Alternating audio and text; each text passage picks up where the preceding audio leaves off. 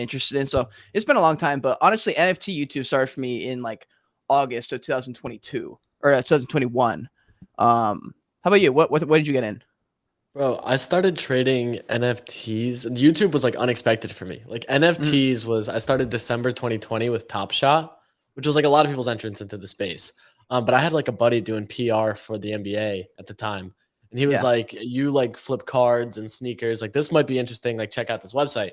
So I went to the website and we were basically it was like back when there was like less than 1,000 people using Top Shot. Like you could buy a pack before there was a queue. It was crazy, bro. So we were doing a bunch of that stuff. And then Wait, like so you've been a DJ for a little minute then? for a minute, bro, forever. Like, dude, in high school, I was flipping like cars and sneakers and everything. I sold 60 pairs of shoes and bought a car when I was 16. Like, I've always just like hustled because like my family's never really had like a ton of money. So it was always just like basically just get by and figure it out. You know what I mean? Like, it's where the Dude, one day at a time really stems from is like something me and my mom used to say because it was like, just got to get to the next day. Like, just make sure you have enough to yeah. get to the next day. Dude, I definitely get that mentality. For some reason, like I feel like everything, like every time I meet these entrepreneurs here, I'm gonna switch me this way because it seems like I'm Oh, being yeah, this okay. way. Every time I've met like another entrepreneur or hustler like yourself, I feel like there's so many commonalities. And then for some reason, when I was a kid, I didn't turn to money. Like I don't get why I didn't, because everyone else, I'm like, yeah, yeah. And then as soon as it's like, so then I started making money. Then I'm like, why did that not happen for me? I just started playing soccer. So like I set all my attention to soccer. So that's all I was doing. The money side was cool.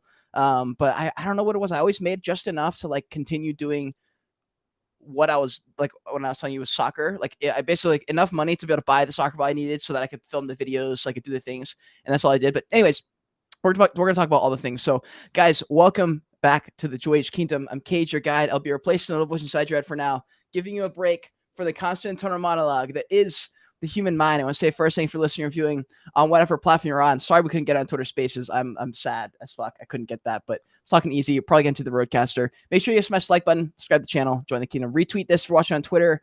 If you're on LinkedIn, I don't know if there even is a fucking repost button, but if there is, you bet you want to be hitting the repost button. I got Easy East Bodega on today. It's gonna be fucking lit. Over there from the Niche Portal, over there from his new NFT project. We're gonna be talking about all the things. Dude, thanks for coming on. Bro, thanks for having me. I'm a huge fan of you. It's actually shout out the boy Ash Robin.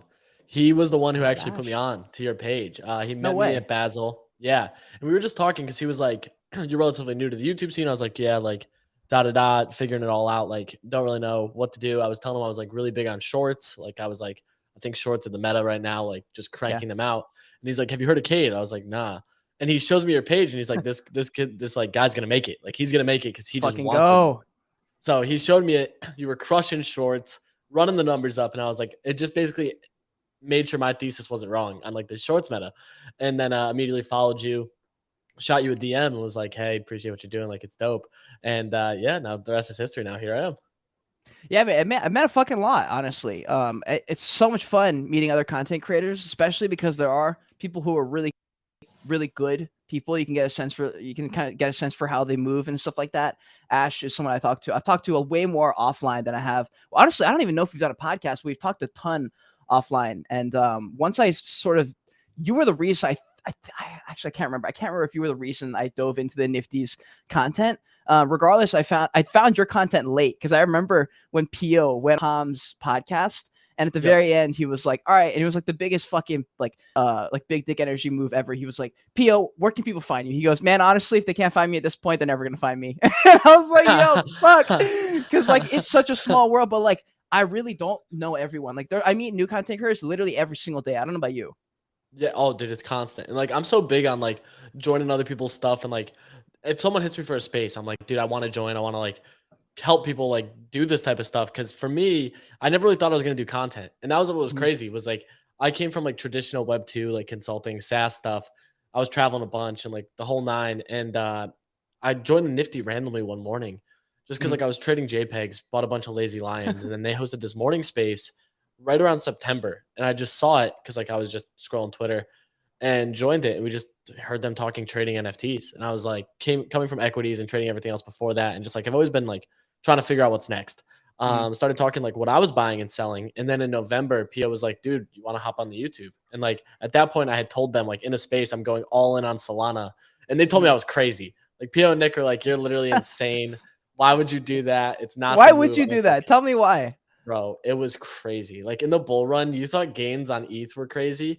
Sol saw this like crazy run up. Shit. Like I'm talking like probably the craziest run up I could have possibly imagined. We went from like 75 to 100 to 260 in 3 months. And at that moment, bro, everything was selling out. Like every project, and it was going like 10x out the gate. So like you had like Boryoku dragons with like a 2K supply go to 50 grand. And I minted like 20 of them and paper handed all of them. Like it was crazy, bro.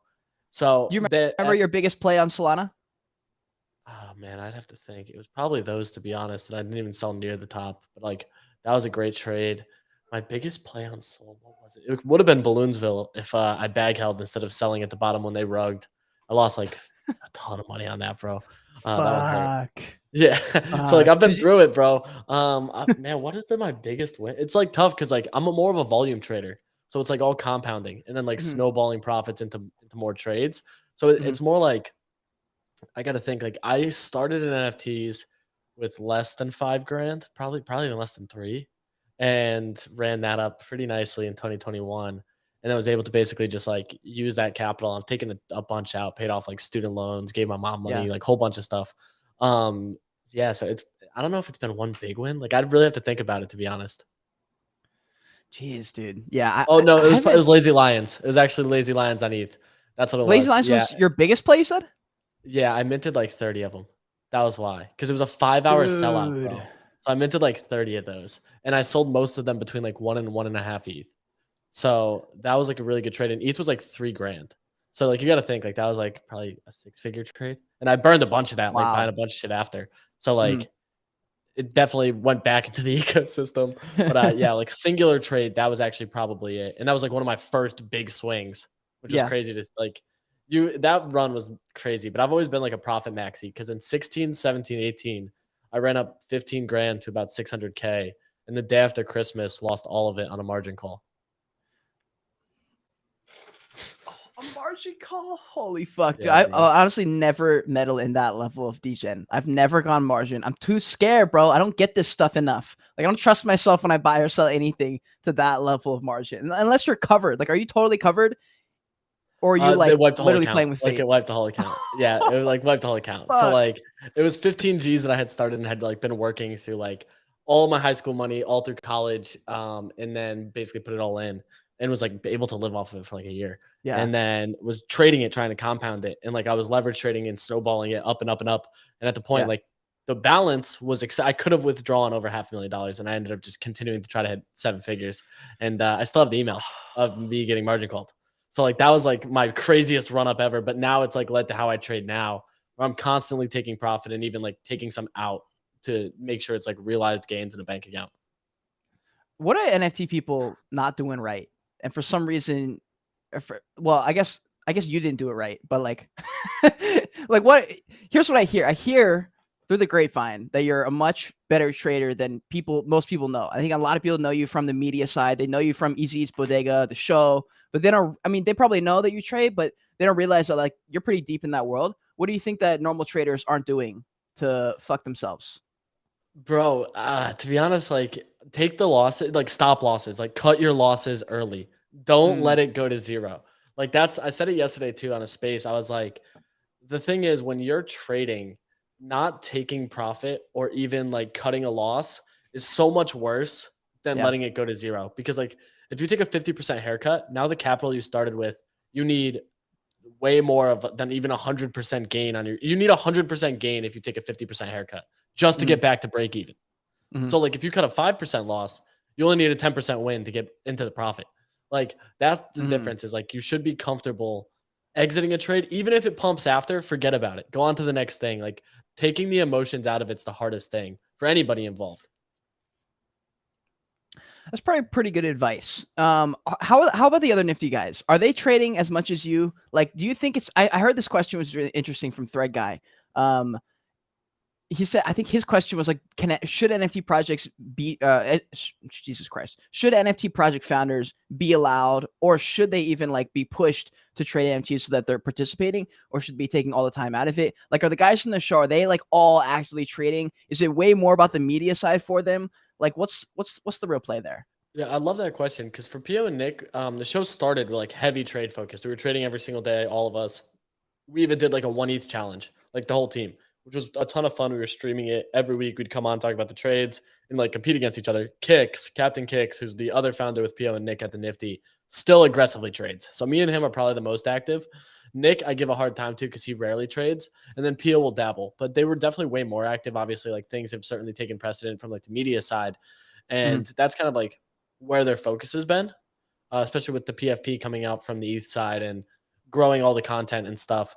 And I know like my time will be kind of shifted. And even lately, I've been trading less. I've been doing a bunch of like DeFi stuff on Solana to make the Sol continue to grow rather than trading as aggressively. But like if I see an opportunity, I'm swinging. Like even right now, I was literally right before we got on, I aped these like Game of Thrones NFTs because I just saw. Yo, that came out. Yeah, bro, it dropped today. Oh my fucking god, I totally missed it. It's still minting if you have whitelist and stuff. So I'm technically break even right now, but we'll see what happens with it. So I mean, I just love the market, bro. I just love the market. That's beautiful here. That's beautiful here. I see Cody here asking a really solid question. Before he does, though, because I've been running the last 2 minutes without my headphones plugged in, I am tempted to try to throw this on Spaces because if we both joined one, and then because I know your audience is way more on Twitter. Well, honestly, both of ours. Once I realized this, actually, I would love to talk to you about this, the YouTube versus Twitter dichotomy in a second. I think if you mute your phone and move over to the side, I don't know if you have room on the side of your room, and then if I join it and just leave my phone right here, the audio is playing out of my speaker right here. So this should technically work. Yeah, we can let it fly. All right, let's just try this. We're going to try it live here on the stream, fam. Here we go. Cade, or interviewing. Can I tag you in the Spaces title? No. Yeah, you should be able to if you at easy eats bodega, it should pop up. It's easy eats bodega, right? Yep. All right. I don't know why it's not popping, but I'll still tag it. Okay. Interviewing easy bodega. Everything. Here we go. Recorded. Start now. Can I? See if I can join. Here we go. All right, we're going. I'm gonna invite you right now. Okay, we just started it. Just joined. Let's see. Let me mute this to see if I can hear. Let me see if I can hear this phone. 1 second. Okay.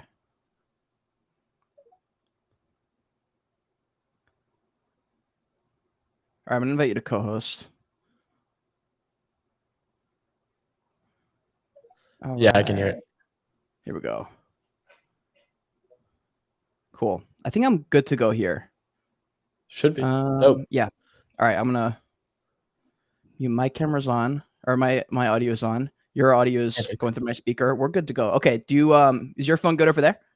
Yeah. If no echo anything, it should be good. If you can hear me. Fabulous. Just fabulous. Double check. We should be ready to rock. I see Craig in the chat. Craig, we figured out a fucking way, dude. We figured out a way. I thought of you.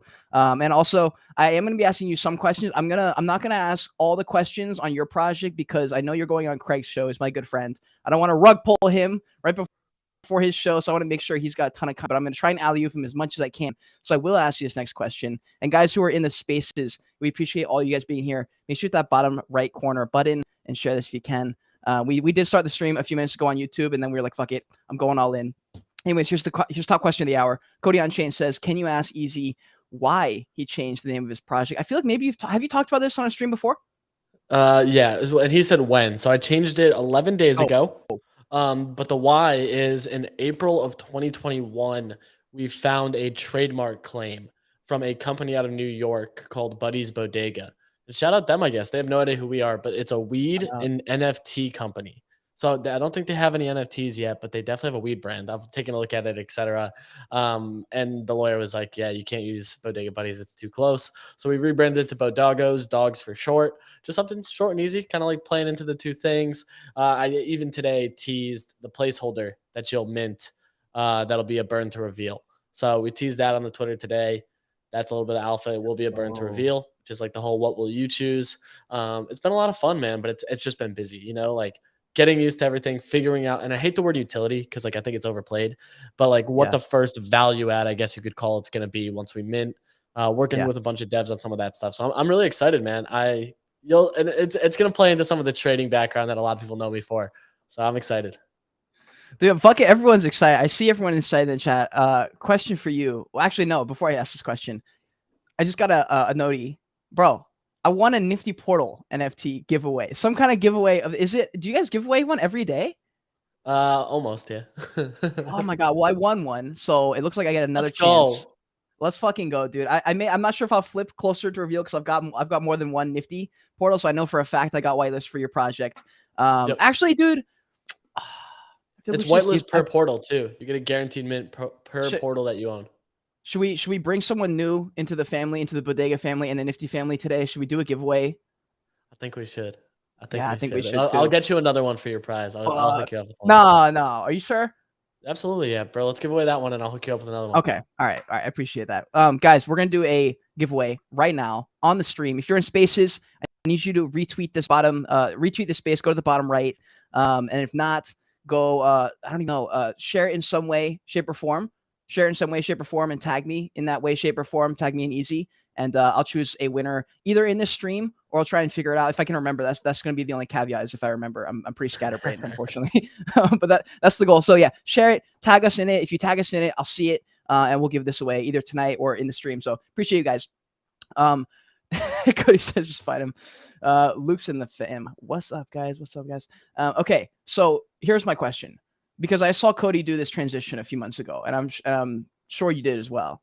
Are you ready to make that jump, bro? To jump from entertainer, YouTuber, streamer to fucking NFT project fan? Are you really ready to jump into this level of DGen, bro? This is another level of DGen. Bro, I'm like so excited for it because like I need to be busy. Like the way my brain works. And even now, like you'll see my eyes jumping around a bunch even on stream if you're watching it. Cause like I had 3 screens. They always got a bunch of shit going on.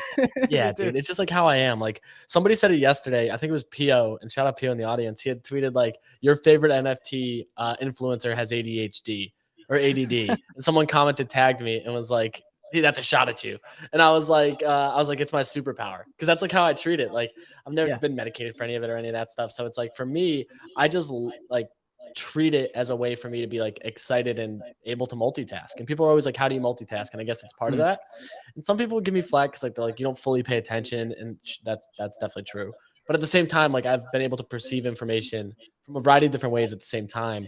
And that's something for me that like I continue to learn and figure out ways to navigate it. So becoming a founder is like going to be juggling multiple parts, and I'm excited for it. Like we got some really cool stuff on the way that I'm just excited to roll out and see it kind of take shape. The one thing too, and like I'm very conscious of it. And yeah, kid, there's a tiny echo. So if you turn it down just slightly on your phone, the one thing I'm excited about is like almost like I'm excited for the FUD, I guess you could say. Like that's the thing, you're gonna get fudded, and that just means that people care a lot more. You know what I mean? And like I know I'm not gonna be perfect. I'm gonna mess up, and that's just part of the journey. It's like, how do I pivot back from it and continue to get people excited and okay to know that I am human, and like we're gonna try some cool stuff, see what works, double down on the stuff that works, and if it doesn't, keep pushing. How do you plan to do with FUD? Do you think, because I have this running thesis that you can almost eliminate FUD. You can almost eliminate. There's still quite a bit of FUD thrown at Frank, even though he's such a good marketer. He's so good on camera and stuff like that. Why is everything on all my devices blowing up right now? Who are all these people calling me from my hometown? So it's not a game of just like if you're out there and people will get you and blah blah blah that everything's gonna be good, but it certainly like helps. I feel like if you're out there. So do you think you're gonna have a different time coming from the place you came from to moving into the NFT project founder? Do you think you'll have like a level of respect that I feel like sometimes founders aren't given because you're so prominent on the social media side? I think it helps, to be honest. Like it helps that I've seen a lot of things in the space, and I didn't just run to launch something. Like even now, like it's a big trial and error thing. You know what I mean? Like I've been able to see what's worked, what hasn't worked. And even now, like we're still pivoting going into mint on like ways to actually roll it out and do things like that. So from me, it's like, I think I have that edge understanding the market conditions, but at the same time, I'm also like conscious and aware that now you have a bunch of people that are like basically buying into you as a person.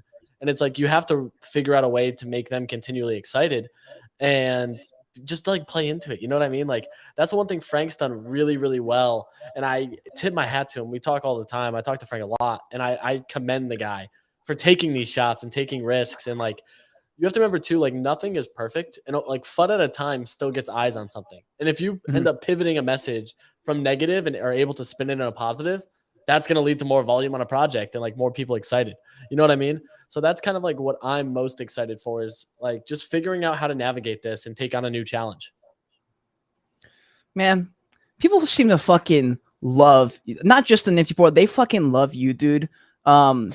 There's a lot of people looking at, I mean, me included at some point. I will do the Twitter space streams. I actually just worked out a thumbnail with my guy for like some kind of potential show with like a template and everything, and I'm really excited for it. Do you have any tips for Twitter space show hosts versus like if say the video part of this wasn't happening and we were just on spaces? I've definitely picked up some tips. Would be very curious to know what yours are as an audience member in a lot of shows, but also as a participator, as a show host. Yeah, I think it's consistency. Like that's the biggest thing when it comes to spaces. It's like keep a consistent plan so people know what to expect. Like we started my spaces at 5 p.m. and we're ending around 6:15, and then we've actually cut them down to about 40 minutes. And a lot of Mhm. people at first were like, "It's too short," but now my message for that was like, it makes people want more. You know what I mean? And like, it's not a massive time commitment. And then you also have like opportunities where it's like figure out, because no two spaces, in my opinion, are ever going to be the same. You know what I mean? Like everybody hosts differently, everybody drives conversation differently, everybody hosts differently, and kind of like drives the way that the conversation flows in a unique manner. So figure out how to drive that. And when you get people responding to you or even offering insight, listen to it, but you don't have to like completely change who you are or how you navigate a conversation. At the same time, it's like those are the people who want to listen to it. So like I get a lot of feedback and a lot of people telling me like you should do this, you should do that. And some of it I take in stride, some of it I try, some of it I ignore. And I think that's a big thing, is like being open for feedback, but not taking every single thing. You know what I Yeah. mean? That's the big thing. And it's also like the consistency, same time every day, same dialogue every single time. Like same, like figure out what the show is going to be about before you start it. Like mine's a market and trade talk show. We talk about what's Mhm. going on, what people are buying, what we're selling, all that fun stuff. And then it's also like we show up every single day at 8 a.m. and every single day at 5 p.m. And people know that's where to go. Even if I don't put out like if I forget to schedule it ahead of time, if I go live, Yeah. people know that I'm live at that time. So it's like we're creatures of habit. So figure out ways to make it consistent, and eventually you're going to continue to see more and more traction. That's some pretty solid fucking advice, dude. And I've got arguably the best advice. In this case, this isn't the best advice, but I have heard some advice that I've implemented in my own when I speak, not just in my shows, but this actually came from Frank. Because I would observe him, like I observed his profile pic. You know, when he talks, he uses his emojis as he's talking It's to so like show funny. how he's feeling while he's talking. It's fucking, and for some reason, it's like really addicting to like know the reaction. So I find myself fixated on his icon when he's in spaces talking, because I want to see like what he's about to fucking react to if he thinks it's So funny. funny. It's interesting how the dynamic works. So that is my advice. I'm not using it right now on spaces just because like it's over here and I'm making sure like the audio side is good. But normally if I was just on spaces, I would be throwing emojis the entire time I'm talking. It just makes it way more engaged. I am curious to what you think about this. Do you think the spaces are ever going to turn? Because I've heard this argument that it's going to go into more of a video stream where it's going to be almost like Twitch, where like all the shows would look like this, kind of like how you guys have in the Nifty Morning Show. Do you think Mhm. space is going to stay audio? Do you think they want to be, you want it to keep it like a radio show? Do you have any preference? I mean, I like almost prefer spaces being just audio. You know what I mean? Like a lot of people are iffy on that, but like I think there's this level of voice that in itself you can derive sound, and like the saying people always say like you never want to meet your heroes. Mhm. That's kind of like what I think about on spaces. Is like you hear a voice and you don't know what that person looks like, and it's purely off the tonality of their voice and what they're saying and how they're Mhm. articulating, that you almost start to like craft who this person could be. And I think that's interesting, because to every person on spaces, you're this JPEG on the internet. You know what I mean? And that's like the most interesting thing to me, is like the perception and reaction from other people is part of it. And I think with Yeah. video, it may take away some of that, and that's like kind of the tough part for me, is like I don't know if that's a negative. You know what I mean? Um, I agree with you. I'm also seeing some people saying that they can't hear the Twitter stream, Twitter Spaces. Give me a thumbs up, fam, if you're in the chat right now, or if you're in the Spaces audience, if you can hear anything. You should be able to. Like, I don't know why you wouldn't. The TV's 2 feet away from me. Yeah? No? I can't hear it. Oh shit! Wait a second. That is so weird. Hold on. I was just Let gonna me say. double check my audio. That's so random. They've just been sitting in here. There's no fucking way, dude. Wait, hold on. Can you guys hear me right now? Someone give me a thumbs up if you can hear me on the spaces. What the fuck? Someone give me a thumbs down. How's that even? How are people laughing right now? How Okay, are people people are saying laughing that and they throwing? can. One Oh, sec, one okay. sec. Keep talking. Let me hear. Which eye? All right, all right. Can you hear me? Can you hear me? I can hear now. I Testing, can hear now. Yeah, yeah, yeah. testing. We're good. We're good. We're back. We're Bro, back. I don't get it. Makes no sense. I didn't even do anything. All Weird. right.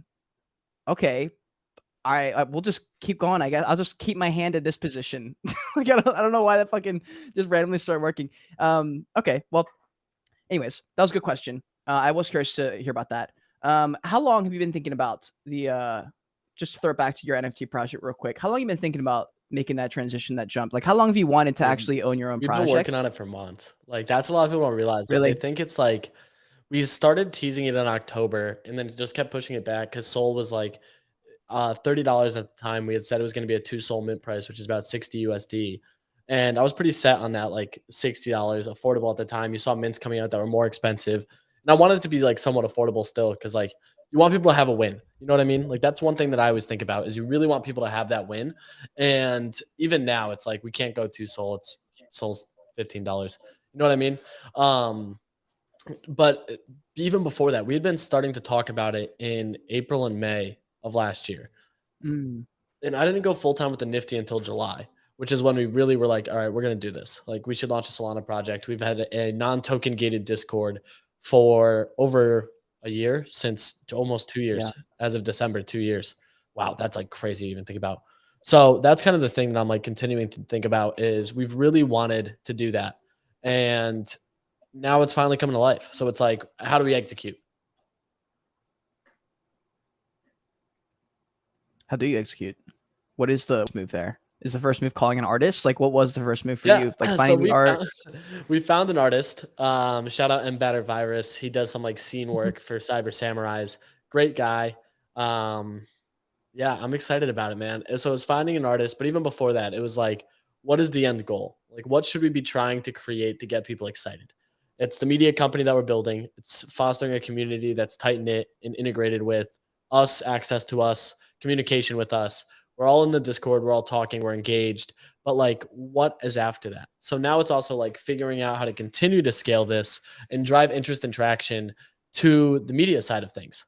And that's like, I guess the big thing, but it's tough to really say like what's the next step because I don't think anybody knows. You know, like no two projects are the same. You have some Yeah. projects, and I always circle back to Solana just because like it's my home. So like Famous Fox does $12,000 a day in microtransaction revenue. They don't do any marketing. People market for them because people use their tools. Then you have something like DGods, which is hyper marketing, in your face, constantly on the timeline, tons of PFPs, a founder that's now doxxed and hyper active on the timeline and social media. And I think that's two totally polar opposite areas that both are massively successful. So I think part of it is finding that middle ground. Like for me, I'm not going to stop trading, like plain and Mhm. simple. You're going to see me talk about other projects and be excited to talk about the market because that's what I love. And then it's like, how do we continue to integrate that into the project? Like talking with people, get them excited, but also take it like one step further and like give people something to be excited about. Yeah. So, question. I know you're best friends with Frank. Like, you kind of happy that they moved on? Like, now you guys No, have a shot. Like, no, no? no. I hate the Utes move personally. I love the DGods to ETH move. I hate the Utes to Polygon move. All right, wait. Hate it. Explain why. I'm not a huge Polygon maxi personally, and some people tell me I'm like crazy for that. Whatever, I don't really care. But like, even like the Polygon team follows me. Like Ryan from YouTube Gaming follows me. No way. And Wow. Sandeep follows me. So like, I've had a few interactions with them, and I want to talk to them more. Like, I would love to interview them. Like, it'd be great, like a great back and forth, because like I would say some very candid comments, and it would be just amazing dialogue. So I'm gonna end up trying to get them on at some point. And I'm a huge fan of Ryan and what he was able to accomplish over at YouTube Gaming. So that's like something I'm eager to talk to them about. And it makes sense from like a funding like perspective and why Polygon offered what they did to get this incubator that's a massive marketing engine and drive interest there. So like that's something that I think makes the most sense. But I think price action wise, ETH and DGods is a good move. There's way more liquidity on ETH. The likelihood for them to go higher than where they're at now is big. Polygon does not have many users, and a lot of people are speculating that they're going to be like they're going to have their own bull run and renaissance, you could call it, this year. But it's Mhm. like it's tough for me to believe it until I see it. And like I was even somewhat late to Solana, getting in after that run had kind of started. but I saw it. And like, I'm not going to shy away from Polygon if there's legs and motion over there. But until that UI and experience becomes easier, it's tough for me to want to buy in and adopt it. So like, that's kind of where I'm at. I do like that they're taking a risk. I think it's bullish for projects to try new things and take swings and figure out what works. Like, that's the one thing I'm telling you right now. Like, dude, we're going to try some cool shit. We're going to mess up for sure. And I know we're going to mess up, and I'm owning it now before we even start messing up. And I'm excited to just try stuff. And if people are like, that was a waste of time, so be it. On to the next thing. Let's try something else. I have heard the narrative with the YouTube move that they were doing it because all those bigger companies are moving onto Polygon. They haven't had much announcements other than the announcement. You know, after they're like, okay, blah, blah, blah is working with Polygon. It's like, okay, then we don't really hear anything for a while. So it sounds like Polygon is one of those chains that the companies are looking to build on top of. And it looks like Frank was trying to, at some point, be that top project. And when they have their proper bull run, they'll be rewarded, blah, blah, blah, whatever, something along those lines. I saw Aaron in here talking about bonks. Did you have any of the NFTs on Solana? Did you get a fat little bag from that? Yeah. Oh yeah, bro. I got like $3 or $4 grand just like sent to me, just like free dollars. And that's just like because I buy one of one art. I do a bunch of that stuff. I'm definitely active. So like even now, like dude, my vault is not like any PFP projects. It's like all art. And that's just because like it's people in the space that I like, the artists that I like. And that was actually like probably the most rewarding side of Bonk was like for the artists. So that was pretty good. Like I was excited about it. And I love the comment here. I think you'll regret sleeping on Polygon. I think so too. You know, like, but I'm down to be late to the party and enjoy the further upside than be first to the party. Like fashionably late, still at the party, you know? So, but the bonk thing was mad fun. It was at a time when Solana was like at its lowest. Like we held this super space right before Christmas when Sol was $8. And people are saying like it might have marked the bottom, you know, like we had like 1,300 concurrent listeners. Every major project founder was in there talking. It was electric. Vitalik tweeted during the space about community on Solana. Whoa. Oh, dude, it was amazing. So it was like the perfect storm, all in the moment. It was going crazy. And now we're up 100% from it. So I'm like, we may have marked the bottom. And like that just, it helped me be able to be like, my conviction was there and that sentiment wasn't wrong. Yeah. Well, so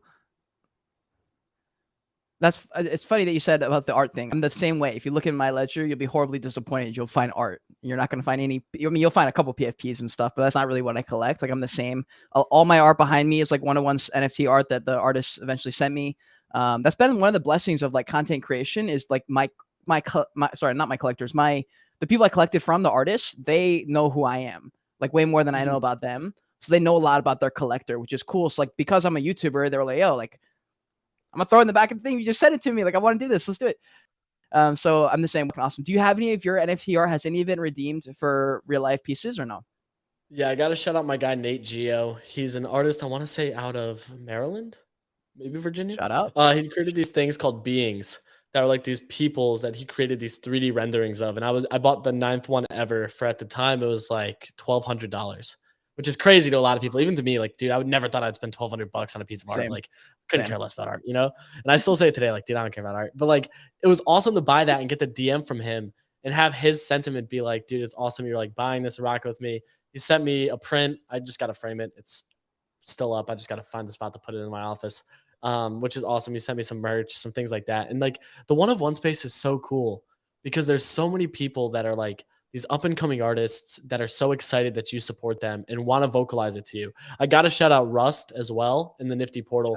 He created this project called 480 where he releases a one of one every single day. And the Nifty was buying his stuff early for like 0.2, 0.3. Basically, we were like bidding against each other to get these pieces. And now he's like seeing mainstream adoption where he's getting multiple sales a day, well over 1 ETH. He dropped a collection called Glitch Dealer. That's the highest sale, I think, is 3.69 ETH.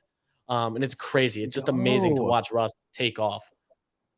That's the best feeling ever, dude. Especially when you find them early. I did the same thing with a couple content creators in the they both were on the Solana blockchain. That's why the only exposure really I have to the Solana blockchain is the artists. Like pretty much everything in my Phantom wallet is art, almost exclusively, other than some Bet3 NFTs. Shout out Cody. Got some of those in there. And at some point soon, Easy's NFT project, so I'm really excited to hold those in the NFT as well. But I did the same thing. I remember I found a I talk about this all the time, but I found Sydney and Cade when they both had like 1,000 followers, and now I think Katie's just broke 50K. Sydney's well over 100K. Katie's working at Ledger full time now, and like you can just pick winners. Like when you see the winners, I feel like sometimes you just get it. You just know that they're going to be successful at something, and you feel like they're out. You're like on the momentum train. You're like, oh, this motherfucker's moving. I don't know where they're moving, but they're moving fast. They're going. That they're not stopping. Wheels up, foot on the gas. Exactly, dude. Exactly. And for people in the chat, people listening, I fucking hope you can hear me in spaces. If you can, and you have any questions you want me to ask, throw them down in the bottom right corner, hit that message icon, drop your question there. Or if you're in the YouTube stream, drop your questions there. Do appreciate you guys there. I got like a little folder of random questions that I like to ask because I think they go into interesting discussions. Do you have, I guess, actually, this is kind of interesting. I don't think I forget if I asked you this. Do you have memory? Do you have recollection of when you bought your first NFT, the very first one? Yeah, my first ever NFT was a NBA Top Shot first edition pack, and in that pack was a LeBron player debut moment, which I still have. So we got that. That was the first ever NFT I bought. It was December 6th, 2020. So still to the day. Fuck, dude, you're early. Yeah, dude, it was crazy. And like I said, like I kind of had like, I don't know if it was inside information because my buddy was working PR and he was like, dude, just check it out. Like we had no idea what Top Shot was going to become. So he's like, you might just like this stuff. And I was like, yeah. Let's let it fly and see what it is. My first NFT after that on the Ethereum blockchain was Hash Masks. And I still have the text because Hash Masks minted I don't know if it was a week, maybe a couple weeks after Bored Apes. And I have the text around the Bored Apes at 0.08. My buddy texted me, was like, do we buy one? Because we were sharing an ETH wallet at the time, talking like what we wanted to do with funds. Just like trying to dabble in it. Yeah, bro. So annoying. Oh my God. I have a similar story. I didn't catch it that early, but I caught it. I think it was in between, like it was around an ETH, something. It was like very, very early. Like, they just kind of popped, but not really. And people were talking about it, but like not really. I mean, sort of. It was just drowned out in the rest of crypto Twitter. And I do remember like Journey Crypto talking about it in a couple of YouTube videos. He just mentioned, he kind of just glossed over it, or like the word popped up in a couple of videos on the side. I think he was trying not to pump it on his YouTube because I think he was aware of how big his channel was at that time, and that was before. I feel like the craze of Web3 crypto YouTubers just pumping stuff and then telling us it's our fault when we get the bag sold on us. But I do remember that time. Bro. That was a different time to be alive. Dude, if you were creating YouTube content in like September to December of 2021, it was just like an explosion of socials. Like, yeah, bro. Just euphoria, bro. I remember that. I remember the feeling of feeling stressed because of it was like good stress though. Like I have like fond memory of the stress, but it was fucking stressful, dude. Like we were moving so fast. I was streaming every day. There was always something to cover. Like this is when the Nifty Morning Show was probably, I think you guys have started by then. That was probably the most fun, right? It was a blast because we were all aggressively trading. This was before we had an NFT. So like we would show up and be like, dude, I lost half an ETH buying deep sea jellyfish, which I had talked about on the show. Oh, dude, it's so bad. And like the show had just gotten enough traction where like if we talked about a project on the show and one of us was like, I'm buying it, it would fly. Like that shit would cruise, which was so funny to see. And crazy. We were all like really aggressively trading. Like that was when like the most money could be made for sure. Cause like you would catch random things that minted during that time, from like gutter cats to dead friends and dead fellas to everything else, you know, like that was the craziest time. And the social media growth was insane. Yeah. Shout out Cody. I actually had a conversation with Cody when I was on the Nifty YouTube. Cause I was saying like, I think I want to make my own YouTube. And if I did, I'd like to think it probably would have gained more traction than it's getting now. But it's like, the thing is like, I almost enjoy this beauty and the struggle that is trying to gain traction on crypto and NFT Twitter in a bear market. Cause that's where like your content has to be good to gain traction in a market that's trending down. I agree. I found it like remember how I said earlier, how I'd never jumped into the money train, never like began the entrepreneurial life early. I always did the content side early, and I found the game being content. Like I know Alex Hormozy talks about business is his game. He loves doing business. Every day he would do business if he could. I'm the same, but with content. I like doing content. I like figuring out content. I'm on TikTok just relentlessly trying to figure new things out. Like I love the game of content. And so now that Twitter is like the main hub, the main engine, the main platform of Web3, I'm excited because I'm like, damn, bro, I've been fucking struggling on YouTube. Like I don't know what it is. So YouTube is just, it ain't it right now. So I was like, oh man, like I wish like the right audience, I wish my videos would go to them. And then when I just like as a joke was going to upload like an 8-minute video to Twitter, and then I saw that Twitter Blue had like updated or something, and I could actually upload an 8-minute video. And so I did. It was some kind of gaming video. It got like 3,000 views on like an 8-minute video. And I was like, that's better than like all my YouTube videos, dude. Fuck. And so Dude, when I found that out, I was so excited. I was talking to Andres yesterday, Andres Salio. I'm definitely saying his last name wrong. You had him on previously. Shout out Wait, who Andres. was it? Andres, I gotta get his last name right because he's Salinas? gonna kill him. Yes, Andres Salinas. What about him? So I was talking to him, and he said that exact thing. He's like, "Bro, you need to upload your videos to Twitter. Like, you will get significantly more traction and reach because you can upload an 8-minute video to Twitter, which is the core audience." He's like, Yeah. "Don't not upload it to YouTube, but you'll get way more engagement on it after the fact." You know, so that was the big thing that I was like, oh man, he brings up such a good point. Cause like right now my YouTube's getting traction from like shorts that are like street interview style that anybody can relate to. And most of the comments are fun. People are like, why the hell would you buy this? It's scam, da da da da da da. And it's so fun. Like I love that. It The most just makes me NPC comments ever, dude. They're my favorite, bro. I love them. And people are like, don't you hate the negative comments? I'm like, nah, bro, they're still watching. Like that's the win I get. You're still watching it. So that's like the most fun for me. But it's just kind of like figuring out some of it, you know? So I'm excited to kind of try more of the Twitter stuff because my following is definitely on Twitter. And that's where it like started. I started like a 5 soul challenge in January, like perfect time. Ran up 5 to 40 and then did it again in February, 5 to 80. And that's where a lot of my following came from because I was hyper transparent about entries and exits, why I was buying, why I was selling, sharing charts, sharing graphs. And I've had to kind of stop doing that because a lot of people will like pump the project to my exit basically if I tweet about it before I'm in the trade. So it's like kind of shifted. That's interesting. I always treated Twitter, I think like LinkedIn, which is my growth has always been stinted. It always came secondary to me, which now that I'm so painfully aware of how much my audience is on Twitter and YouTube is a search engine, and like I do have some audience on YouTube, but I'm also fighting everyone, it feels like. And with Twitter, it's just so much more seamless now. I wish that update was out there earlier. But yeah, I always treated Twitter second, like a second rate platform for so long. And now I see a little bit of the potential, especially because Elon's there and I just know how much of kind of a dreamer he is, and he wants to just take over whatever it is he's doing. And when he mentioned a couple extra times Vine, and he was trying to, and I was just like, I don't know if you guys have noticed, but there's a video feature now on Twitter, which I just learned about. If you go to the Explore page and you scroll down, you can see videos for you. They have some kind of thing going on right now with video content, and it's shorts right now. My videos are hit or miss. Like some videos will get a ton of traction, some will get none. But it is cool, and I'm really excited to build on a new platform, and it's fun. And I feel like, I don't know, it just feels different, dude. It feels different. I feel more at home. Like I feel like I can just upload anything to Twitter. So I got a question for you. Do you think that there's a different audience between Twitter and YouTube? I do think so, dude. I put a poll up yesterday and said, how many of you know I'm a YouTuber?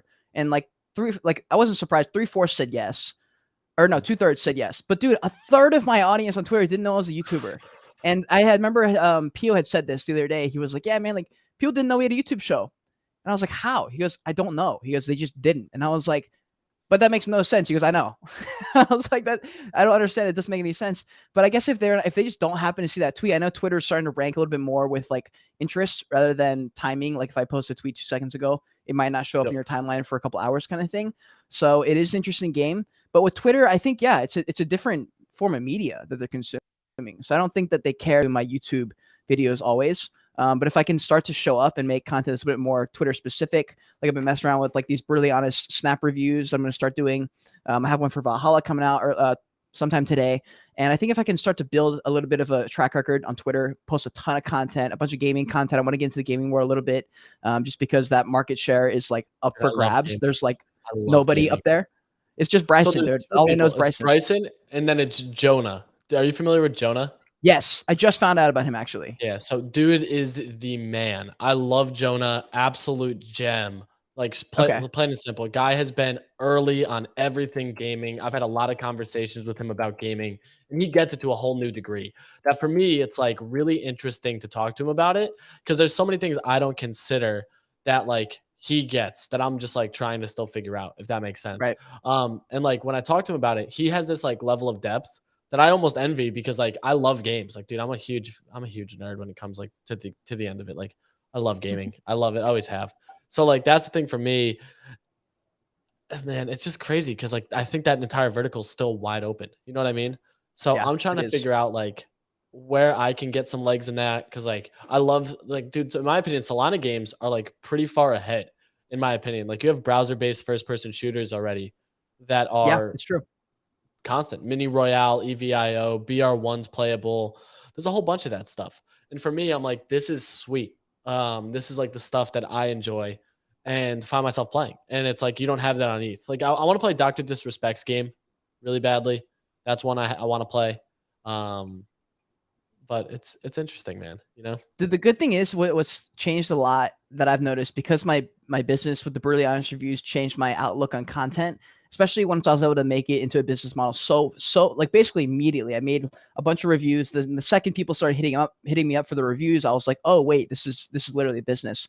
So that was exciting to me. And something I also noticed in the gaming world, because there's not many gaming creators, that whole niche of my Brutally Honest reviews doesn't really exist in the gaming world. So I was like, oh wait, I can also make streaming content with a review lens on almost and do some game footage reviews, like whatever reviews, do that whole thing in there. And it's almost not important if you have like streaming audience because like the content is still being made. So like I had this Yeah. conversation with this guy named Chad who works at Immutable. I was like, you can make like a 2-hour stream that gets 3 views or 3 viewers who actually tune in. But if you get 100 bits of content and each of bits of like every bit of content gets 3 to 800 views, dude, you just like hacked the system entirely. And like that company might pay you to be like, yo, we need 100 more video clips like that. We don't have anyone filming because we're Web3 and we don't think about things that are important. We don't have any streaming content. We're a video game. We launched last year with $300 million of backing. We don't have a content creator. It's such a niche that hasn't been filled yet. And so I want to be jumping in there. And anyone who's listening, I encourage you to do as well, because I'm still going to win. But it's definitely a good place to be. I feel like no one's talking about it.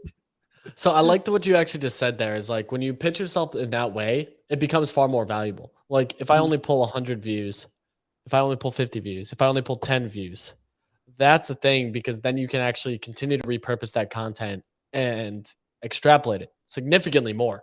And that's something that like I think a lot of people don't really understand is like especially with short form content, the attention span is continuing to decrease. Whereas when you have the ability to actually create short content, it does very well.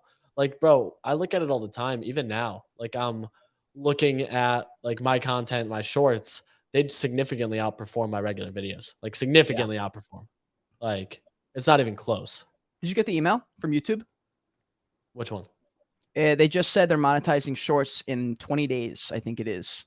Yeah, I did see that. But dude, the tough part is you need like 3 million shorts views in like 90 days. Is that what it is? Okay, I heard rumors Dude, about this. What's the deal? crazy, bro. So you need 3 million shorts views in 90 days and 1,000 subs. So we both obviously have 1,000 subs.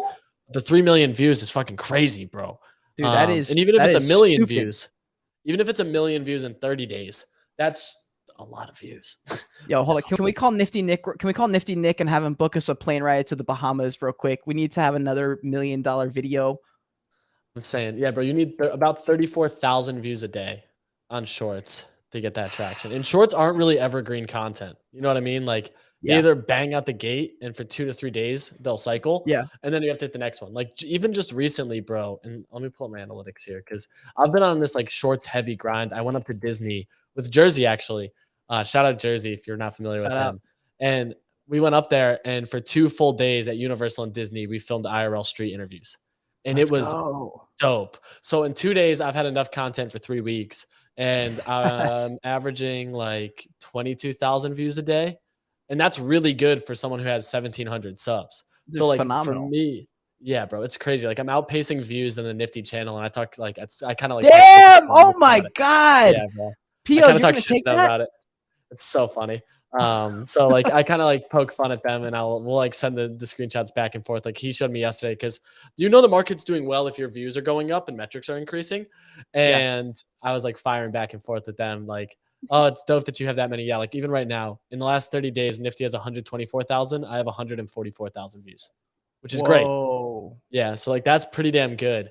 But it's just funny because like they have 30K subs and I'm at 17, and it's entirely on the back of shorts. Like completely on the back, dude. It's like it's literally clickbait. I made a video something about it was this guy on a plane and he was like, "Let me shake your hand." let me shake your hand. And I just put on the caption. I was like, something to do with Terra Luna. I capitalized on the Terra Luna thing, the collapse, and I got like 50,000 views in like 20 minutes. Dude. And I was like, what the fuck, dude? Like seeing a video go viral Crazy. like that. I wish everyone could just feel that just for a moment, just to see like what that emotion actually feels like in your body when that happens. I've only had it happen a couple times, but when it starts to pick up and you start refreshing, and every time you refresh, a new number's there, and you're like, yo, it's working. Bro, it's and like I've never had a video go like viral, but like I've had like 7 or 8K view videos, and those like you're refreshing, and it's like the way shorts work is like as soon as it starts to gain traction, it hits this like parabolic run up, and like you're sitting there spamming the refresh, watching hundreds rally up, and you're like, oh, this is that I dropped a banger. But then it's also like finding the right timing, if that makes sense. Like I've had so many shorts that have flopped because they're too long. So now it's like I need to be able to put a short out that's 7 to 15 seconds long. That's it.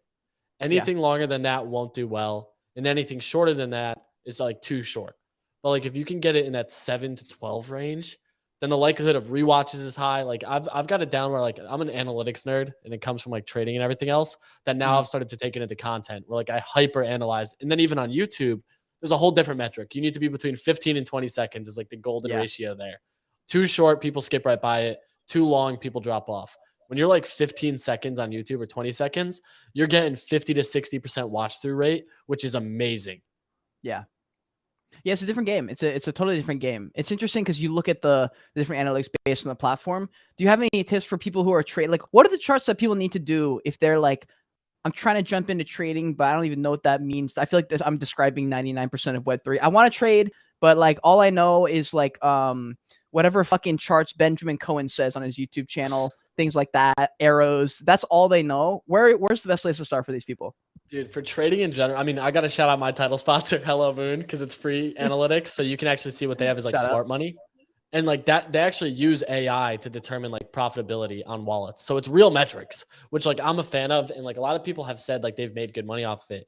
But the other thing too that I look at is when I look at like NFT projects, you don't need a chart to be a profitable trader in the NFT space. A lot of it is like becoming familiarized with the project and figuring out when they have catalysts. When do they have an announcement coming up? Do you have, based on your research, do you think that announcement is going to be a letdown? If so, sell right before the announcement when price action's moving up.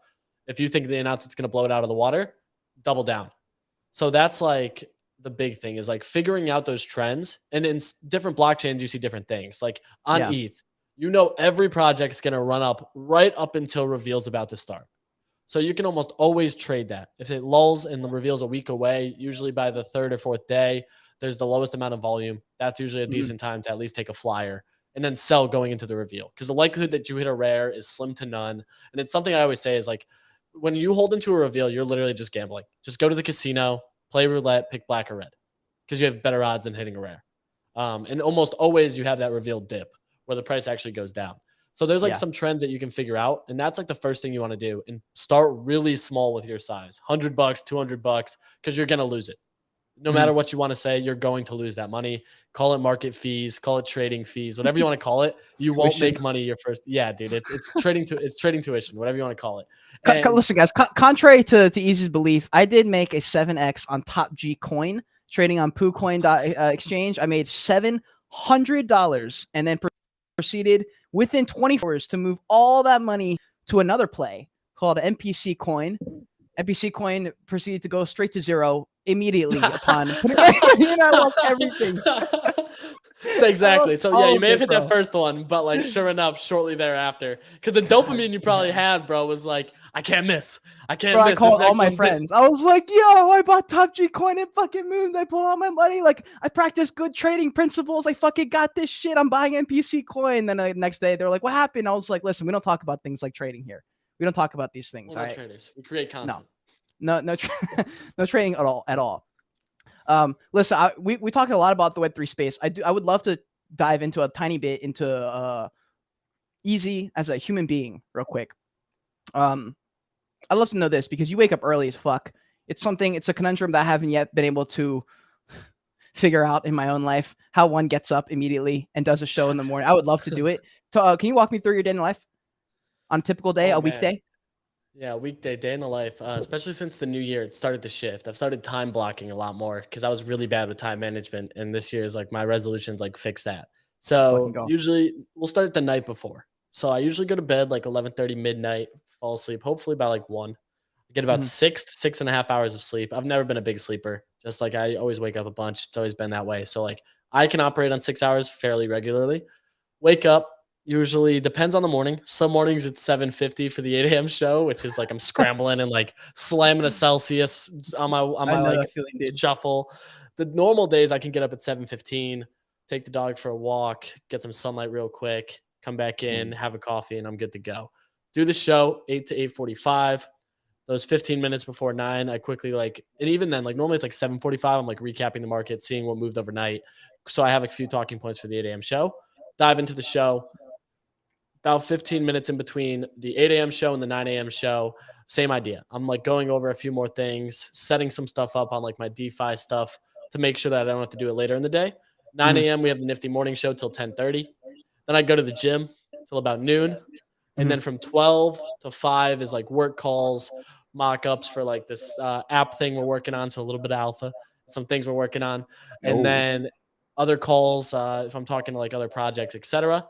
And then 5 to 5:45 is the show. And then I Mhm. like completely disconnect for about 2 hours. I'll step I away. feel I'm you. like, I've been at my desk working. I need to just move. And then yeah, it's good. It's like I'll step away till about 5:45 to like 7:15, and then I'll go finalize the day with like some last minute emails to catch up for the next day. And then Yeah. I'll usually just cool down from like 9 till I go to sleep. Dude, honestly, I'm so fucking glad you said that. That you okay, perfect. I'm so glad you said that about crashing after the morning show, because this is something that I have I have a really hard time doing this, because I especially love to stream. Like what we're doing right now is my absolute favorite style of content. The podcast, just chatting, but also after any show, if it's more than 60 minutes, dude, I'm crashing immediately after. And I always think I can go to the gym right after. I can go for a walk. I can read a book. I can do something productive. Oh shit! Now I can hear. Oh, my volume is all the way up. Okay. Now I can hear. Why is this suddenly? Oh no, your thing is unmuted. Sorry. That's what it is. Try There again. Sorry, I must have hit it. There we go. we go. So I always crash after the shows, and I can't help it. So you're telling me there's no way out of this? It's just the reality. I can't stream and then immediately do things after. No, dude, I like need a break after that 5 p.m. show. I'm like, I need to just get away from everything. And like, it's only because it's like now a habit. Even after the morning show, like I have to go to the gym or like do something away from my desk. And Mhm. like, I need to just take like an hour. Cause that means in the morning, that means I've been plugged in for 2.5 straight hours doing Yeah. content Monday to Friday. What do you? How about weekends? Do you unplug at all? Are you able to, or do you pretty much just do the No. exact same thing? I like love it, dude. It's weird. Like I love what I do, so it doesn't feel like work. So like I play basketball still. I love basketball. I play golf. So like I'll try to get out and do both of those things.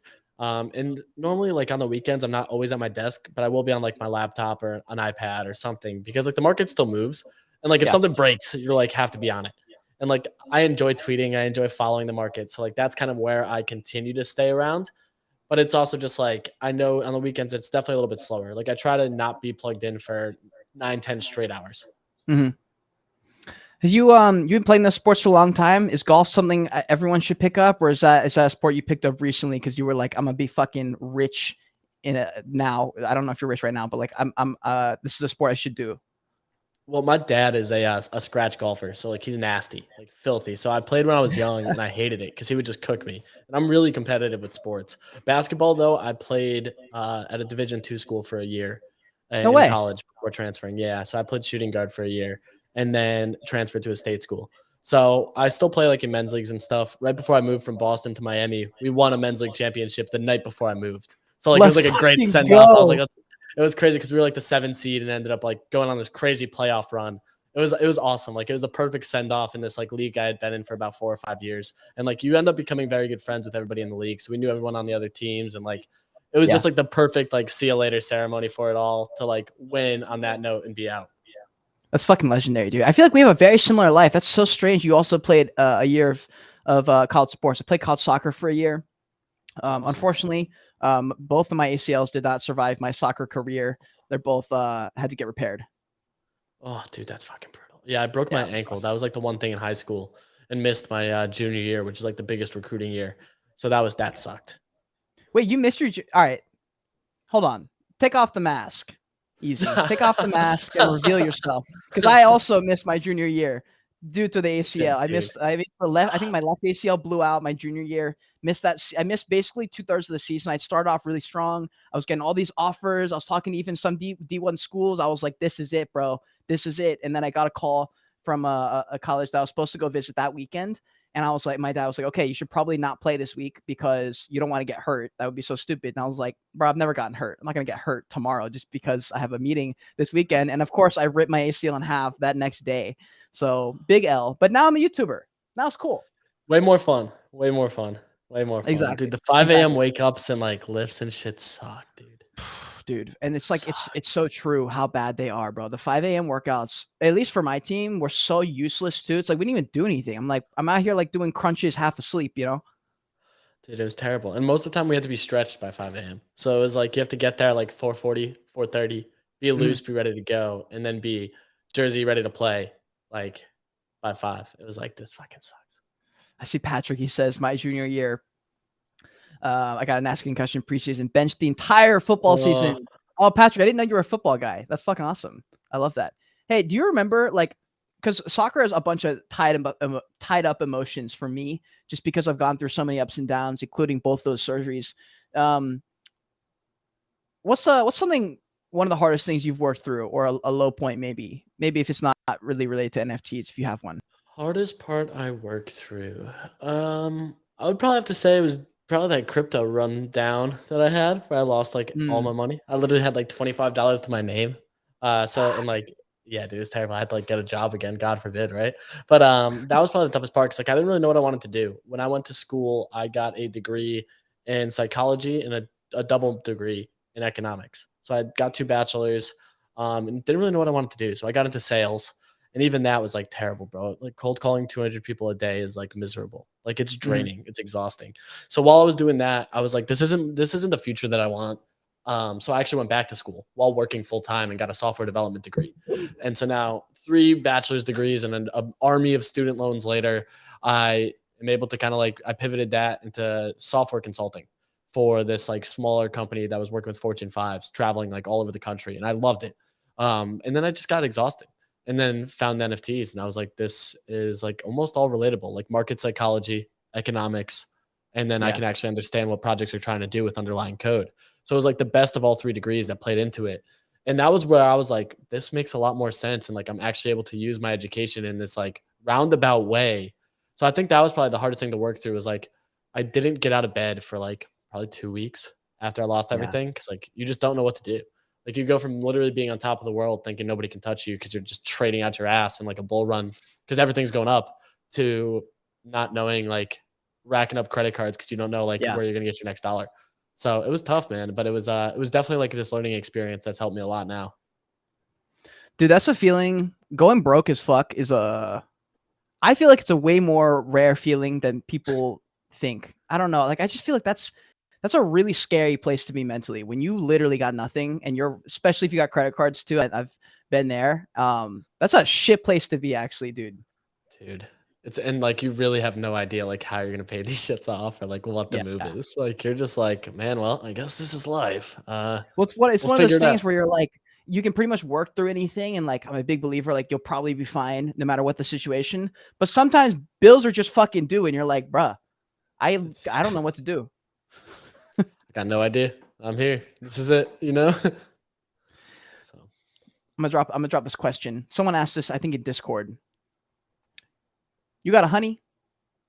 Nah?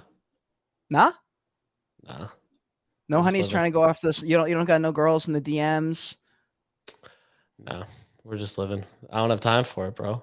We got no time. I feel you. No time. When's the last time you were in a relationship? It's been a while for me. It's been like years for me. A couple of years. Yeah. A couple of years at this point. I'd be willing to bet it's probably the exact same date that you've also been single. to the day, bro. To the day, I'm sure, right? It is. Same exact person, right?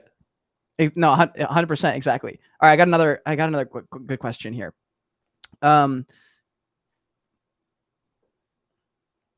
Have you always been, so I know you said you never dreamed you'd do content and stuff like that.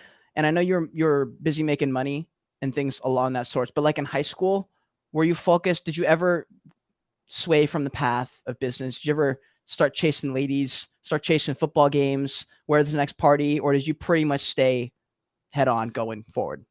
It was definitely like I was active for sure. Like definitely like enjoyed like having a good time and all that stuff. But for some reason, bro, it was like just growing up without a ton of money. It was like you kind of found yourself wanting to figure out how to make money. You know, so like it was whether I was like trying to figure out what the next move was, where I could like work and make some money.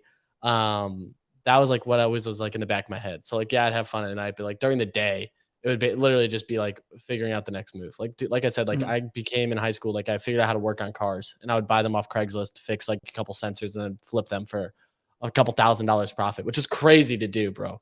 And then before that, sneakers, which I like learned the sneaker market like the back of my hand. Yeah, it was just like this really interesting thing with me was like I don't know if it was because like was obsessed with making money, I guess, but it was more just like not coming from it. I always needed to figure out like how to get it, if that makes Mhm. sense. That does So make yeah, sense.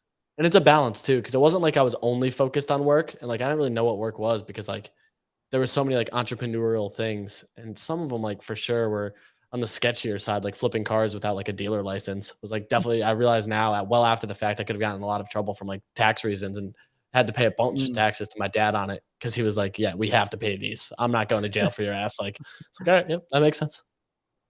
Did you teach yourself all that shit? Yeah, bro. I that's the thing. Like, I love to consume and like educate. So like, I would watch thousands of hours of YouTube content on like fixing cars, and like take a laptop out and like watch it while I worked on a car.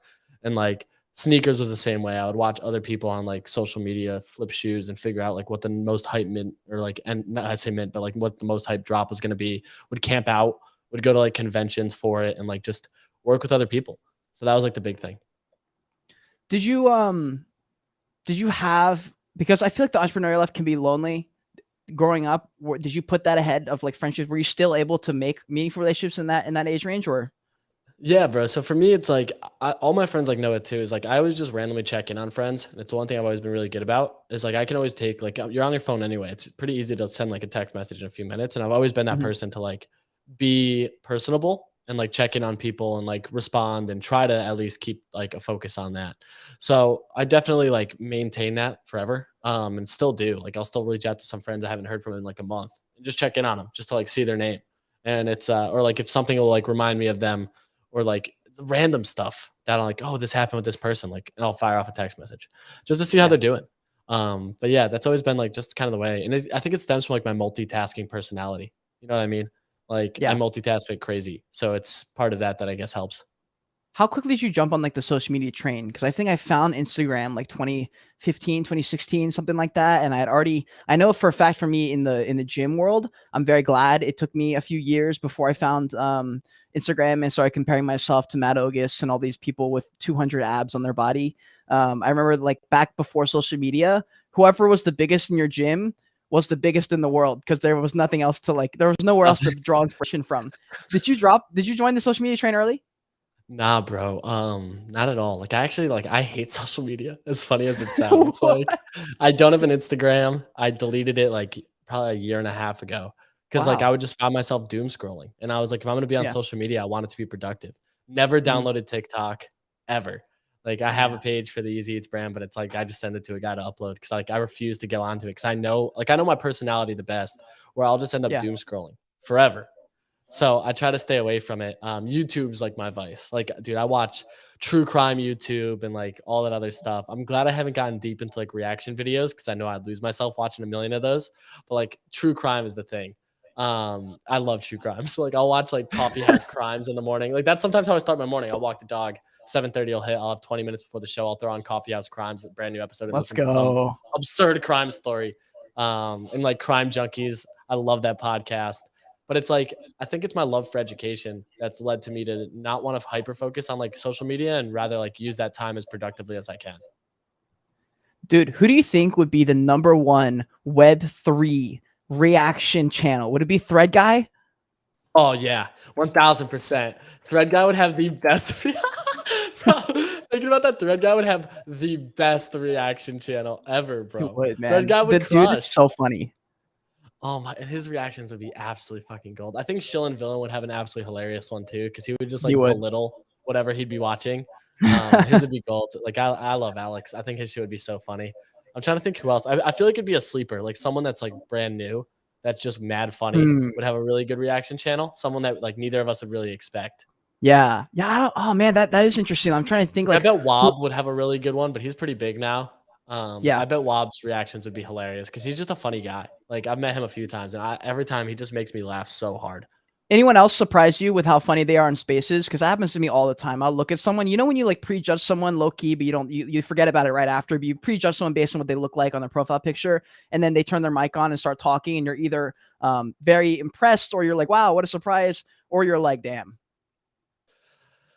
I don't think like dude, there's a lot of funny people. Like the bunny is probably what my co-host the bunny dude. He Funny. makes me laugh so hard, and I just talk so much shit to him, and we just have this like dynamic that like his sense of humor is so dry and it's so funny. I also think like NFT Nick is hilarious because it's just like He's great. sarcastic asshole comedy, and like in person, me and him just like bicker because it's like we're both loud and like very Yeah. opinionated about stuff.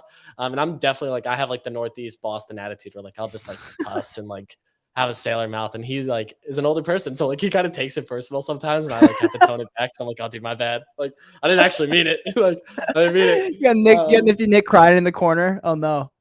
It's so funny, and like he never really takes it too personal, but it's like it's Yeah. so funny to interact with him. I'm trying to think like who's hilarious on Spaces because there's so many people that like you never expect that just pull up and have me laugh so hard. Like the Deep is like one of the funniest people too because he has this like great way to make people laugh and like feel emotion. Like with the poems he does are so funny. Yeah. Yeah, man, it's pretty interesting.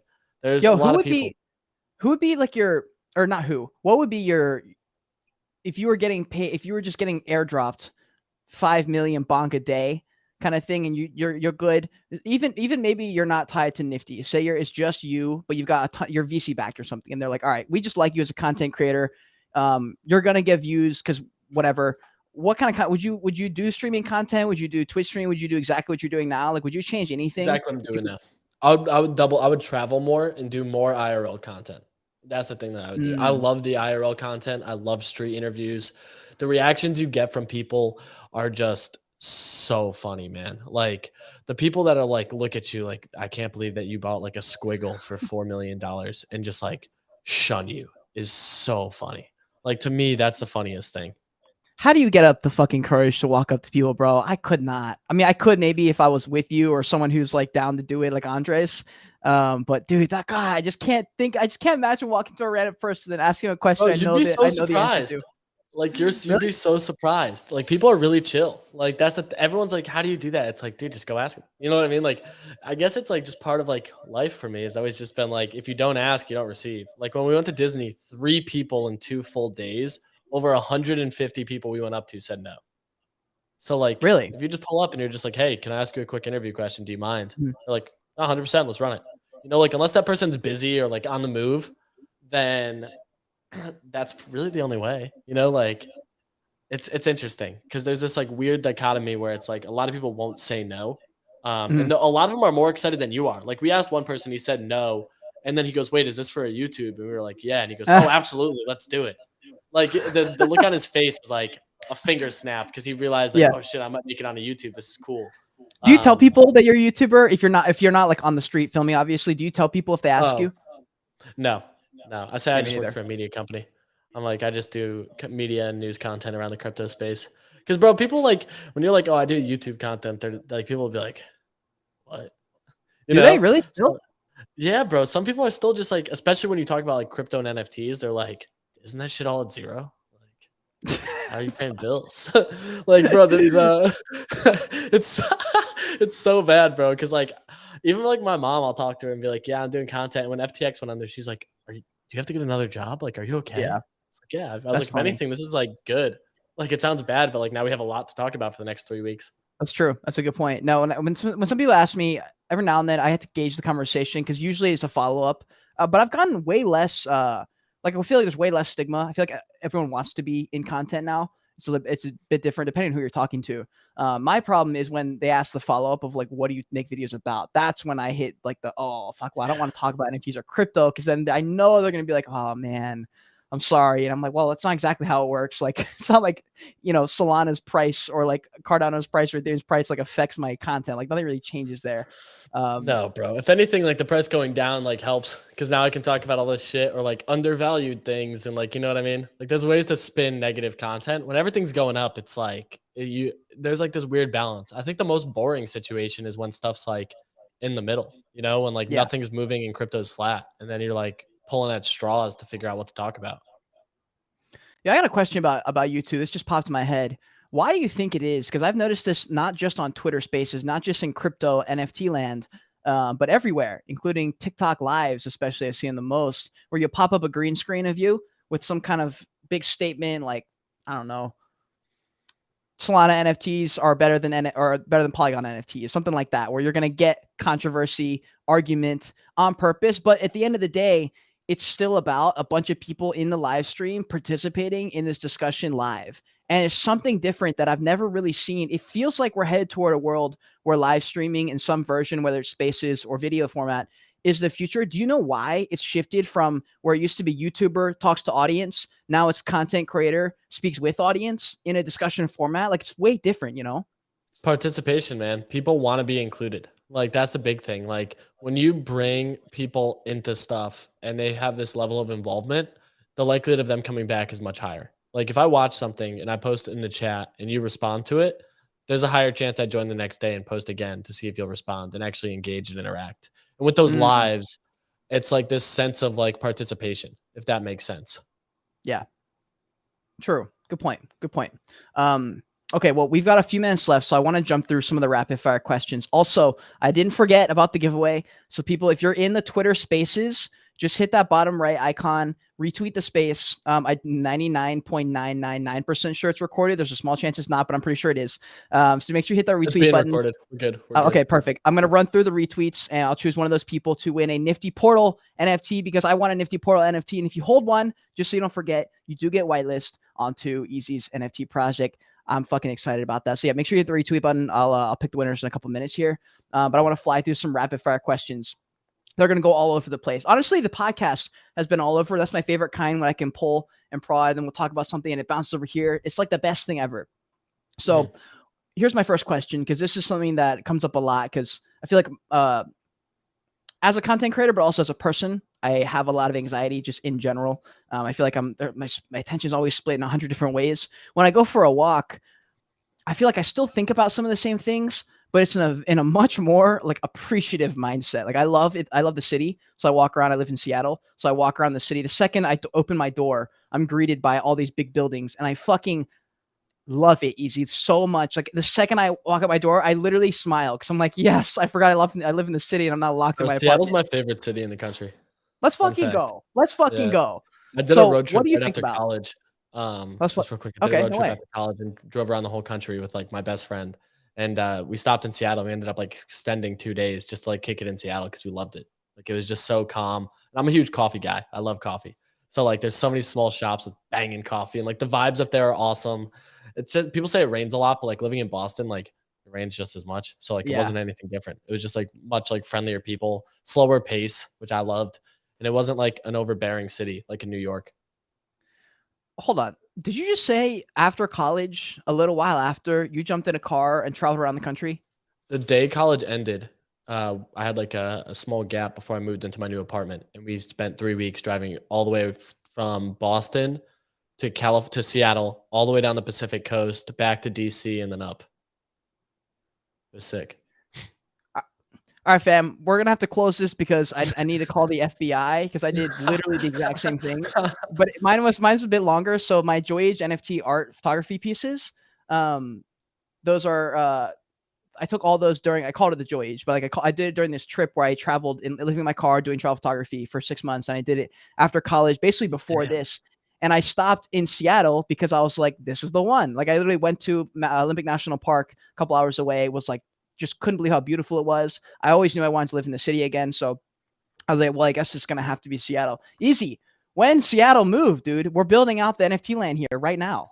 I know, man. I have to get up there. I need to get back out to the West Coast. It's been too long. It's been way too long. Way too Man, long. dude, that's crazy. I had no idea. That's so cool that you said that. But Seattle, I will say, like, for real though, if you do want to leave Miami because it's too hot, maybe we would love to have you in Seattle. And there is a growing NFT community here, and I'm like firmly set on growing it here, like myself, because I will probably continue to be here for a while. Even though it is sadly as gloomy as they say at a certain point, I'm not really bothered by the gloom. I'm more affected by the fact that it never feels like daytime, so I'm never fully awake. I like the most Tough. awake I get, it's like 75%. That's why they all slam coffee. Like it's Yeah, it's dude. oxygen. That's 100% right. That's 100% right. Okay. Do you have any near-death experiences? Near death. Oh, I mean, yeah, bro. When I was 5, I had cancer, so I guess like that definitely accounts Whoa. to near death. Yeah, like dark, but like yeah, it's part of life. I had colon cancer when I was 4 and 5, and have to like do all like tests every like 5, 6 years now to just make sure. But yeah, that was definitely the nearest closest to death I've been for sure. Dude, to be Yeah. honest with you, like I'm kind of like a wuss when it comes to like roller coasters, and I hate the ocean. Like I live in Oh, Miami and I what? hate the ocean, bro. I'm terrified of sharks. So like, it's mad funny. But other than that, I'm trying to like think like near death. Probably just that, I guess, because that's like probably the closest you can actually get to death. I think. I just have to have like dark memories from it of like my mom bawling her eyes out when they told her, and I was mad young, so like I didn't really understand Yeah. it. You know, like I just remember her being really sad and knowing like, oh, I should be sad. So that was probably like the darkest part of it. But yeah, I think that's the closest to death I've been. And since it's been good, we've been rocking, feeling good, living better. Do you are you close with your family? Yeah, I'm like best friends with my mom. Like I talk to her all the time. That's my homie. For sure. And I got a little brother. So it's good. Definitely How close. It's weird being so far away from them for like the first time in a long time. where are they at right now? They live in Connecticut. Connecticut. Gotcha. Gotcha. How Yeah. about growing up? Was it the same? Like, did you guys get along the whole time? Was there like periods of life where you guys Yeah. didn't get along? Yeah, I mean, me and my dad went through some shit, but it was like my mom and my brother have always been like that's the people I've been like closest with for sure. That's like the close family ties. So it was like weird. I didn't go home for Christmas this year, and that was like the first time I've spent Christmas without seeing them. So like I Facetimed them and Mhm. stuff, but it was like weird not to be close to family when you're really close to family. Yeah. Yeah, man. I agree. I agree. Also, how old are you? One sec, real If you quick. don't mind. My dog's freaking out. One sec. Okay, you're good. And I'm 29. 29. All right, he's just gonna pop out for 2 seconds. I'm gonna roll through these retweets real quick. Holy shit, we just did a 4x on retweets. I appreciate you guys. I'm gonna choose the winner right now. I'm gonna roll through them. I'm gonna give you guys another 10 seconds to jump in and retweet it. Hey, if you're in the Twitter Spaces, just hit that bottom right icon. I hope it's working. Hold on. I hope this is working now. Is it working now? I feel like my thing isn't working, but okay. If it's working, just retweet it, and I'm gonna roll through them right now. Here we go.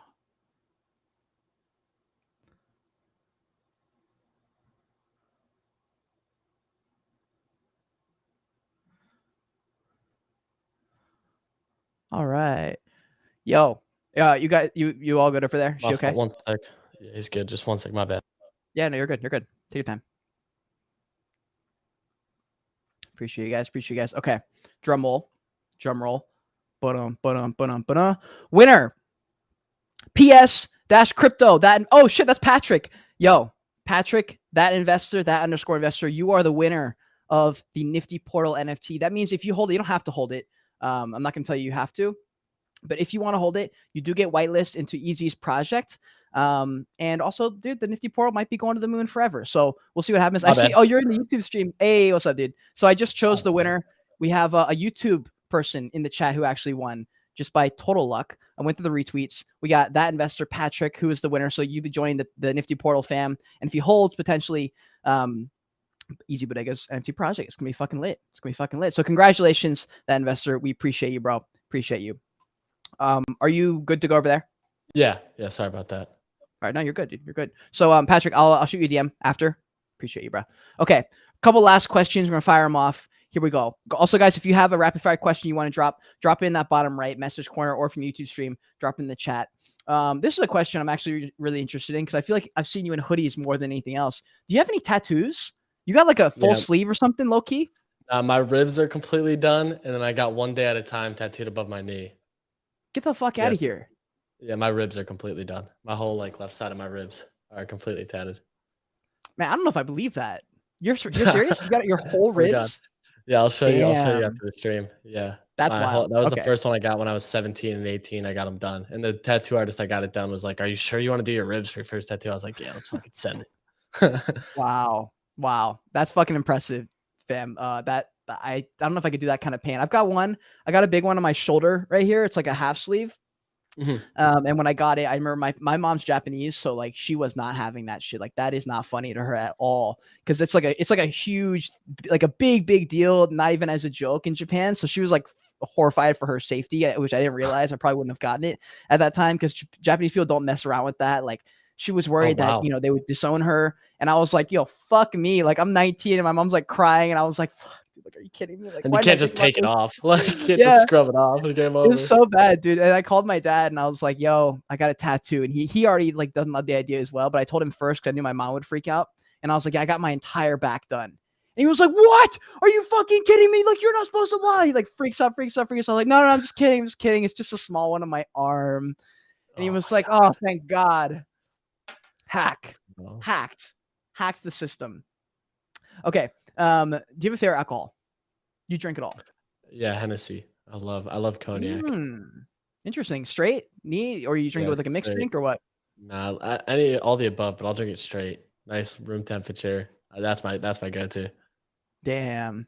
He's out here drinking Hennessy. I still have to roll tequila. I've been rolling through some red wines and some whiskeys to see if I can find something. I'm still 0 for like 30 on whiskeys, so I'm starting to think it might just not be my drink.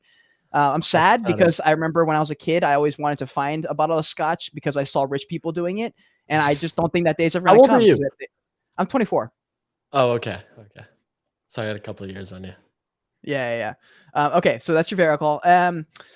Okay, do you have what is your dream currently? Has it changed at all in the last 5 years, especially because Web3 started? And it's always like that question's such a loaded question because like it definitely changes like by the year. I mean, like my go-to answer is always like my dream is just to be happy, like at the end of the day, just like enjoy what I do and do what I enjoy, and like I think Mm, that should be everyone's dream, whatever it may be. Like some people like to work, some people don't. Some people like to create, some people don't. Some people like to consume. Um, so I guess that's like the short answer, and I guess it's kind of like a loaded question. yeah, It's definitely just like be happy, figure out what that truly means, and it could change any day. So I it's guess true. it's like the matter of chasing that. Andre says, "What color is your Super 73?" Bro, he was only asking that because I had a Super 73 for like 4 days and then it got stolen. I was What? so mad. Bro, yeah. It got taken out of my garage with it locked. I had the frame locked to the back wheel, parked it with the mopeds. 3 dudes came in at 4 in the morning, put it up on a cart and wheeled it out. I have the footage from the building too. So like just straight up they stole it after 4 days. What, dude? What the hell? Wait, where were you? Was this in Yeah. Miami? In Miami, yeah. I bought it like a few weeks ago, and it got stolen after 4 days. And luckily, bro, turns out renter's insurance covers bicycles, so they covered Let's it. fucking go. So I lost like $200 because of the deductible. I just haven't bought Yeah. one yet. Like it's still an open wound in my heart. Fuck, man. Oh my God. I'm so sorry to hear that. Andres, bro. Just rubbing Firing salt in his shots. wound. Rubbing salt in his wound. Damn, bro. Well, I guess maybe you won't write yourself here. You got any conspiracies that you believe in wholeheartedly? Conspiracies so deep, so dark that maybe you'll lose fans because you believe it. Like you don't think the moon exists or something like that. Nah, the moon. No, so I'm like, this is gonna sound wild. I'm dead set the moon landing never happened. Like we never landed Okay. on the moon. Like I thought you dead were about set to say on the moon that. doesn't exist. No, the moon definitely exists. I definitely believe that we can see it. In high school, have you ever seen the documentary Loose Change? It was about 9/11. What's it It's gonna on? sound really dark. It's about 9. It's a YouTube documentary about 9/11 and the inside story of how Bush was associated with it. And like I remember, like I was probably like 13, 12, and I had watched it at like 3 in the morning. And Thanksgiving was like a few days later. I remember sitting down at Thanksgiving and getting into a heated argument with extended family about it because I was dead set that was true. I've since grown past that stage in my life, but that was like probably the one that I like bought all the way in on. It's so messed up. I'm such an idiot, bro. But other conspiracy theories, like I definitely believe aliens exist. I don't think the moon landing actually happened. I think it was. Interesting. I think it took place in like some Arizona type shit. Which a lot of people talk about like, Yeah. I'm a bozo about, but like that's the one I like tend to think about and sit on. I'm trying to think what other conspiracy theories am I really set on. Yo, have Uh, you just out of curiosity, you don't have to answer this because I know you're employed. If you've ever taken a psychedelic, Bro, yeah. So I mean, I'm totally fine to talk about it. Okay. In high school, my junior year, I took a quarter of mushrooms and lost my fucking mind. So I'll never do it again. Like I refuse to because I had like the worst trip ever. I tripped for like 18 hours. Um, saw like all kinds of messed up stuff. And like it Yeah. sounds really bad, but like because I didn't think they were gonna hit. So I was like, at that point, I was like, I probably just got a dud batch. I was with a bunch of friends and we are gonna try to drive to Taco Bell. And I was driving, and all of a sudden the stop sign just like got massive. And I was like, oh, fuck, we got to turn around. And like, we could see Taco Bell. We were so close. All my friends were like, we're almost there. Let's go. And I turned this around and was like, nah, fuck that. Drove back, ended up like dropping them off wherever they were, and was trying to go home. And I just have this vivid memory of the sun telling me I wasn't going to make it home. And I was like 15 minutes from my house. And it took like 45 minutes to get home because I was driving so slow and like tweaking out. It was terrible. It's one of the worst cities I ever had. So now, like, anytime I'm like around like friends who are into that stuff, I like just offer to like trip sit and like be the babysitter and like take them wherever they want to go and do that stuff. But I know I'm like not good on it. So, well, I was gonna say like, so I've dabbled in my fair share of drugs, I guess I'll say. Honestly, I thought about making my first ever spaces because I had a video that I made about DMT that it didn't pop, but like a bunch of people saw it, and I was like, that might be an interesting story to tell because the DMT experience is just it's something other like universally. It's a crazy fucking story. So maybe I'll tell that story on my first Spaces show. But when I had first taken acid in college, I remember the next day I was just so starstruck with just I don't even know, like whatever psychedelics does to your brain, whatever it unlocks. I was like, wow, oh my God, conspiracy. So I ran down the Anunnaki theory. I'm not going to explain it here on the stream, but if you've never heard of Anunnaki or anyone in the stream, Anunnaki is basically the origin story of everything. And it is so stupidly interesting. Like if you go on YouTube, you will find so many documentaries. It's so convincing. It is so convincing. I'll be very curious to see. I bet people in the chat know what I'm talking about. The Anunnaki. This shit is crazy. It makes way more sense. I'm just saying, it makes way more sense. So that'll be definitely the conspiracy that I subscribe to. It's very interesting. It's very interesting. Interesting. Yeah. Now I gotta look into it. I gotta take it. You gotta look into it. You gotta look into it. It's maddening. Anyways, got a couple last questions, so we're gonna pop you out of here. So you gotta leave. So guys, make sure you have like the video. What's the other word? Subscribe to the channel if you're watching this on YouTube. Retweet if you're in the space. I appreciate you guys all being here. Again, Patrick, shout out for winning that nifty portal. I was gonna ask like a FUD, flip, or hodl, which is basically fuck, marry, kill for an NFT project. I think I want to do it still. We'll go Utes, or actually, do you like D-Gods or Utes more?